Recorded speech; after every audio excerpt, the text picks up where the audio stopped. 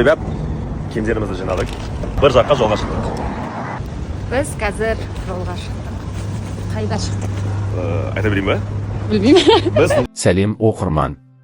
Соңғы уақытта желі қолданушыларының назарын аударған басты жаңалық Айсажан мен Мөлдірдің Қырғызстанға бірге сапарға шыққаны. Иә, екеуі ғана жалғыз. Біздің ойымызша, бұл жай ғана жұмыс сапары емес. Мұнда өзіндік бір астар, сценарий, әрі контенттік мақсат жатыр. Олардың мінезі де, жүрісі де делебені қоздырып тұр. Сол себепті де бұл оқиға желіде қызу талқыланып жатыр. Бір қарағанда бәрі тамаша сияқты. Тыныш сапар, күлімдеген жүздер, оқырманмен бөлісілген кадрлар. Бірақ бұл шынымен шынайы байланыс па, әлде көрермен үшін жасалған бейне баян ба, нақты айта алмаймыз. Оқырман не дейді? Бұл екеуінен махаббат емес, жай ғана шоу көріп тұрмын. Барлығы алдын ала дайындалып, жоспарланғандай көрінеді. Хайп үшін жақсы жүріп жатыр. Бірақ шын көңілден сену қиын. Расымен де соңғы кезде желіде эмоцияға толы сапарлар көбейіп кетті.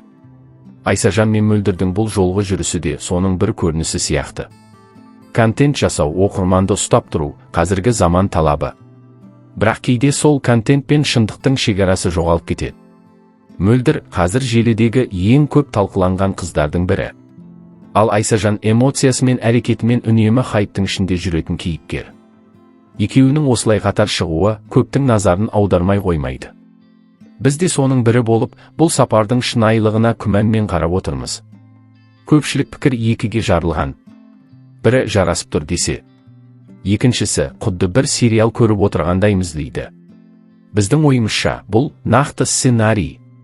Бәрі де көрермен назарын өзіне тарту үшін жақсы ойластырылған. Әр кадр, әр әрекет, әр сөз сезімнен бұрын шоу элементіне көбірек ұқсайды. Соған қарамастан, жұрт қызығып қарап отыр. Пікір жазады, ой бөліседі, қолдайды немесе сын айтады. Яғни, мақсат орындалған. Қалай десек те, шындықты уақыт көрсетеді. Біз әзірге бақылаймыз.